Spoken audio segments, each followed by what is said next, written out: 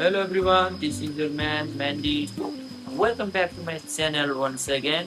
धेरै दिन भइसक्यो त्यो भिडियो नहालेको काम छैन त्यही अब यता नाक कुट्टाउने यता गर्ने यता गर्ने बस्दा बस्दा दिन यसरी नै बितिरहेको थियो 3 दिन भइसक्यो त्यो काम नभएको यहाँभन्दा पहिला चाहिँ काम गरिरहेको छौँ हामीले त्यहाँको काम पनि सकिसक्यो बिरुवा बनाउने काम त्यही भएर चाहिँ अहिले चाहिँ 2-4 दिन भइसक्यो अरू काममा जानको लागि बसेको छ त्यही भएर चाहिँ 2-4 दिन बस्नु परिरहेको छ हामीलाई आज चाहिँ बिहान बिहान छुट्टी भएको दिन चाहिँ 10 बजीसम्म सुत्दिन्छु भनेर राति त्यस्तो अनुसारले सोच्छु बिहान 7 बजे निद्राले छोड्छ यार छुट्टी नहुँदाखेरि छुट्टी भएको दिन त 10-11 बजी सुत्दिन्छु भनेर भने छुट्टी भएको न 7 बजे 6 बजे निद्राले छोड्छ अब त्यही भएर अब निद्राले खोलिहाल्यो के सुत्छु कति मोबाइल हेर्नु भनेर चाहिँ अनि किचन केस लिएर खाना बनाउनु लाग्यो खाना के बनाएको भन्नु होला खाना त त्यही त हो साग मेरो जातले हुन्न अब मासु यस्तै हो त्यही भएर मासु बनाउने भनेर चिकन किचनतिर छिरेको त्यही भएर मासु भिजाएर राखेको छु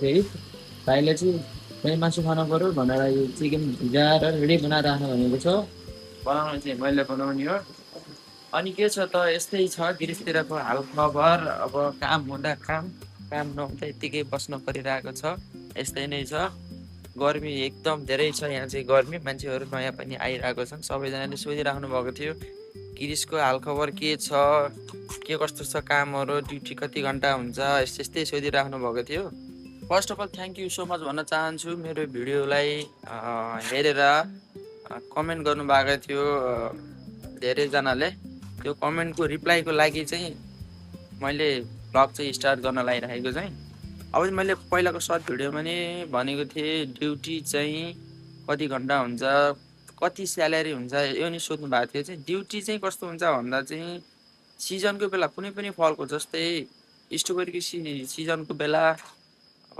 टमाटरको सिजनको बेला अङ्गुरको सिजनको बेला यो चाहिँ अङ्गुरको र टमाटरको सिजन हो अहिले चाहिँ अरू जति पनि काम छ जुन फल टिप्दै हुनुहुन्छ त्यो टिप्ने बेलामा चाहिँ काम चाहिँ हुन्छ मजाले 9-10 घन्टा 11-12 घन्टा होला काम अनुसार चाहिँ हुन्छ अरू बेला चाहिँ जुन अहिले यो अफ सिजन छ स्ट्रबेरीको अफ सिजन हो अरूको चाहिँ भइरहेको छ त्यसमा चाहिँ काम कति चल्छ त्यही अनुसार चाहिँ ड्युटी हुन्छ है 5 घन्टा 6 घन्टा 7 घन्टा यस्तै नै हुन्छ यो टाइममा चाहिँ किनकि काम पाउन गाह्रो हुन्छ यो खेतीहरू चाहिँ यो फलहरूको खेतीहरू चाहिँ अलिक कम हुन्छ नि स्ट्रबेरीभन्दा थोरै कम हुन्छ त्यही भएर चाहिँ ड्युटी यस्तै नै हुन्छ ड्युटी यति घन्टा हुन्छ फिक्स भन्ने चाहिँ हुँदैन आफू कुन कम्पनीमा काममा गइरहेको छ त्यहाँ कति चलिरहेछ त्यही अनुसार चाहिँ ड्युटी हुन्छ है स्यालेरीको बारेमा पनि त्यस्तै नै छ स्यालेरी पनि कुनै फिक्स यति हुन्छ भन्ने चाहिँ हुँदैन तपाईँलाई कसैले यति हुन्छ महिनामा 1.5 लाख हुन्छ 2 लाख हुन्छ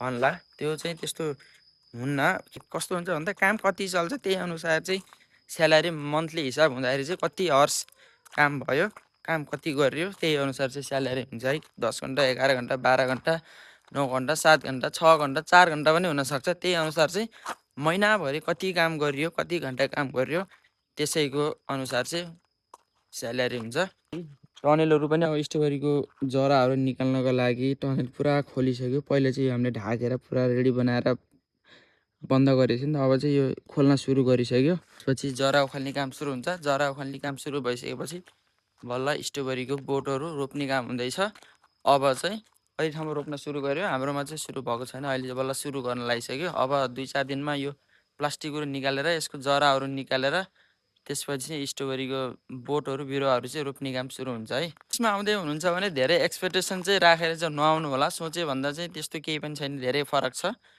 धेरै अब विदेश हो युरोप हो खत्रै हुन्छ भन्ने चाहिँ नसोच्दा पनि हुन्छ तपाईँको एक्सपेक्टेसन भन्दा चाहिँ थोरै धेरै लोड छ यहाँको व्यवस्थापन सबै कुराहरू लो नै छ अब त्यस्तै छ अब विदेशमा आइसकेपछि दुःखसुख गर्नै पर्यो जस्तो हुन्छ त्यस्तैमा एडजस्ट गर्ने हो हामीलाई चाहिएको बस काम हो भन्छ त्यत्रो बेरसम्म भनेर स्यालेरी कति हुन्छ काम कति चल्छ भनेर त्यत्रो बेर भनेर लास्ट टाइम जहाँ बसेर हल्ला नगर भाइ त्यत्रो बेर भनेको सुनेनस् चप्पल मार्छु स्यालेरी कति हुन्छ कति घन्टा काम चल्छ मैले भनिसकेँ बारम्बार परेसान मत गर्न ठिक अझ मैले खाना बनाउनु पर्ने हुन्छ है चिकन भिजाएर राखिसकेको थिएँ है जहिले यस्तै नै हो केटा है गिरिसको किचन यस्तै हो कि धेरै एक्सपेक्टेसन राख्नु पर्दैन। यस्तै हो, यो पुरै इभन यो रुम मात्र हो, अरू सबै चाहिँ हामीले नै बनाएर एडजस्ट गरेको यो सबै।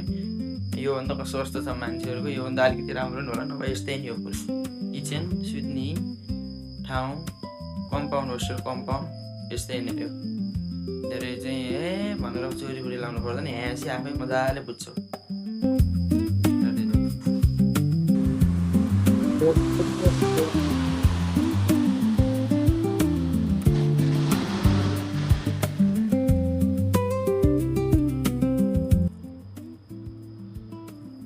यहाँ चाहिँ प्लेन चाहिँ एभ्री टाइम उडेको ठुलो प्लेन चाहिँ माथिबाट पुरा उडेर आउँछ क्या।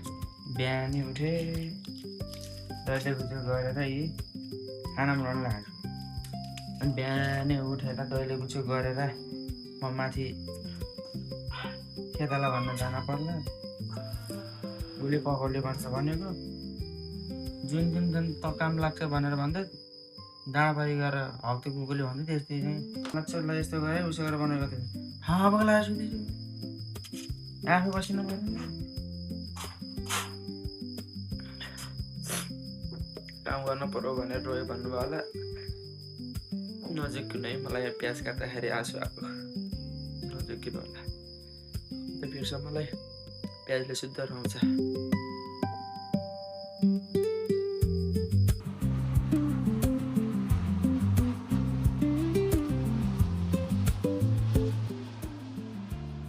प्लेनहरू चाहिँ एभ्री टाइम उडेको गर्छन्। त्यही त तपाईँहरूकोतिर अब कौवा, चिबे, डाङ्ग्रा फट्याङ्ग्रा यस्ता उड्छन् होला।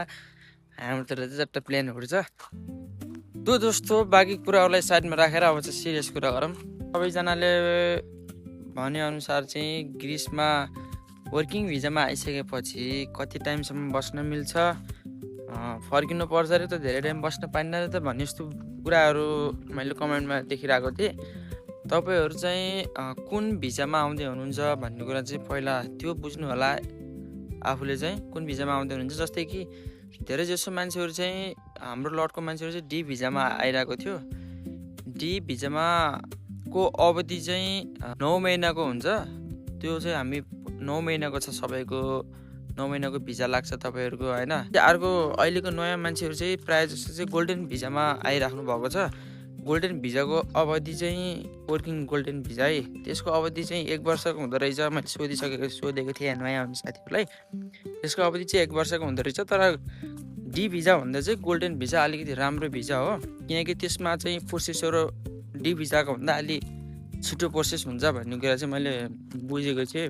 सोधिरहेको थिएँ मैले अरूलाई, एजेन्टहरूलाई पनि सोधिरहेको थिएँ। भिजा पनि महँगो भिजा हो त्यो डी भिजा भन्दा, त्यही भएर पनि अलिकति महँगो पनि पर्छ। त्यसको प्रोसेसहरू चाहिँ यताउति कार्डहरूको प्रोसेसहरू पनि छिटो प्रोसेस हुन्छ भन्ने कुरा गर्दै हुनुहुन्थ्यो।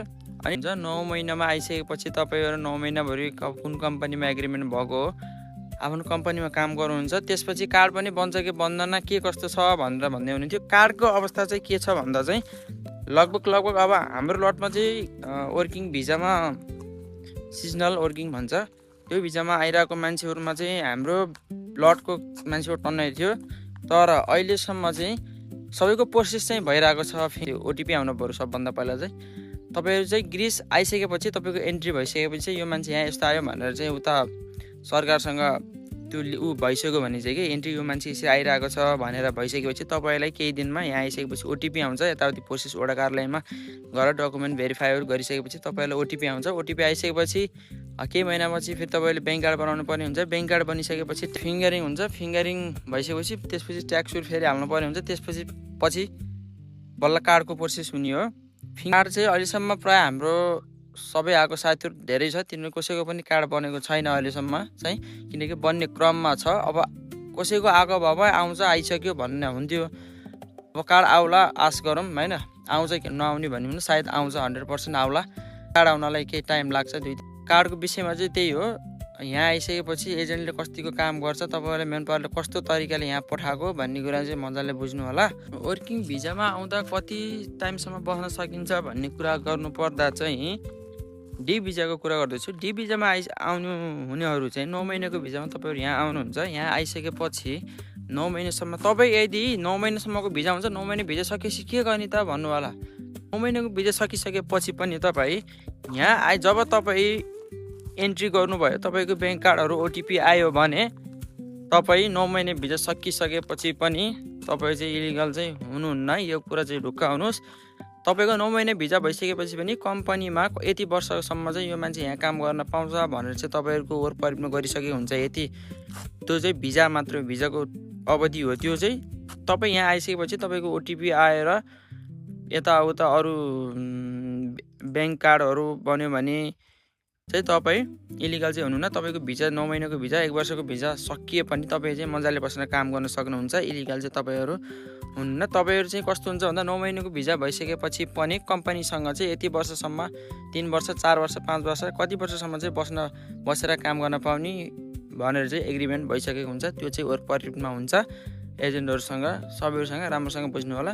फर्केर आउने कुरा चाहिँ कि चाहिँ यहाँ आएर डकुमेन्टहरू कुनै पनि बन्न नसकेर बनाइदिएन कम्पनीले, एजेन्टहरूले बनाइदिएन, काम राम्रो भएन, यस्तो भएन उस्तो भएन, दुनियाँ बाहनाले चाहिँ मान्छेहरू फर्केको हुनसक्छ है। त्यो कुरा चाहिँ बुझ्नु होला। त्यो त्यही कारण हुनसक्छ, कामहरू राम्रो नहुनसक्छ, कम्पनीहरूले एजेन्टहरूले कुनै पनि कार्डहरू नबनाइदिएको खण्डमा भागेको चाहिँ हुनसक्छ। बस्न चाहिँ तपाईँहरूको भिजा टाइप अनुसार चाहिँ कुन भिजा हो त्यसको अवधि हुन्छ। त्यो अवधि भइसकेपछि पनि डकुमेन्टहरू ओटिपीहरू यस्तावधि भयो भने चाहिँ तपाईँहरू चाहिँ कति वर्षसम्म बस्न मिल्ने भनेर एग्रिमेन्ट हुन्छ। भिजा 9 महिनाको भिजा भइसकेपछि पनि 3 वर्ष 4 वर्ष त्यही अनुसार चाहिँ बस्न मिल्छ, काम गर्न मिल्छ। त्यसपछि कार्ड आइसकेपछि तपाईँहरू हातमा कार्ड भयो भने तपाईँ गिरिसभरि जुनसुकै कामको सिप छ त्यही अनुसार चाहिँ मजाले काम खोजेर गर्न सक्नुहुन्छ है।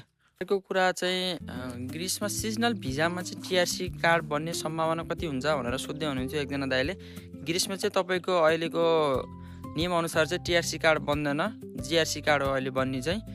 त्यो चाहिँ कस्तो हुन्छ भन्दा सिजनल भिजा र वर्क रेसिडेन्ट पर्मिट भन्ने छुट्टै खालको एउटा हुन्छ। तपाईँको सिजनल भिजा र अर्को वर्क रेसिडेन्स पर्मिट चाहिँ छुट्टै किसिमको हुन्छ। सिजनल भिजामा चाहिँ तपाईँहरूको अवधि कम हुन्छ। तपाईँको सिजनल भिजामा चाहिँ कस्तो इम्प्लोइमेन्ट हो, कस्तो पर्मिट हो, कस्तो क्याटेगोरीमा पर्छ, कुन भिजा हो, त्यो अनुसार चाहिँ कार्ड बन्ने कि नबन्ने भन्ने कुरा चाहिँ प्रभाव पर्छ। सिजनल भिजा चाहिँ तपाईँको छोटो अवधिको हुन्छ। मैले बुझे अनुसार चाहिँ सिजनल भिजा चाहिँ कुनै अवधिको 3 महिना या 6 महिनाको हुन्छ। त्यो भिजा सकिसकेपछि तपाईँ कि त नेपाल फर्किनुपर्ने हुन्छ कि त यहाँबाट छिरेर अन्त युरोप कन्ट्रीतिर चाहिँ इलिगल भएर काम गर्नुपर्ने हुन्छ। मेरो बुझाइमा चाहिँ त्यो हो।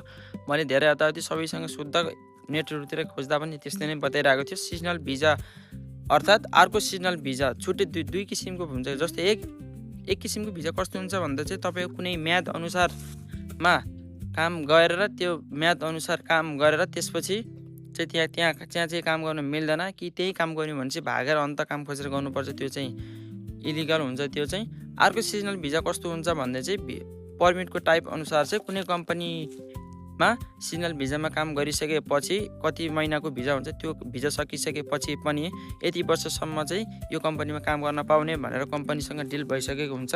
3-4 वर्ष 4 वर्ष 5 वर्ष त्यो अनुसार चाहिँ काम गर्न मिल्छ। तपाईँको ग्रिसमा चाहिँ कार्ड चाहिँ बन्ने नबन्ने भन्ने कुरा चाहिँ पर्मिट अनुसारको फरक पर्छ। तपाईँ कुन भिजामा आउँदै हुनुहुन्छ भन्ने कुरा पर्छ। सिजनल भिजामै कार्ड बन्छ भन्ने कुरा चाहिँ त्यो 100% चाहिँ स्योर चाहिँ हुँदैन। तपाईँहरू कस्तो भिजामा आउँदै हुनुहुन्छ भन्ने कुरा चाहिँ प्रभाव पर्छ।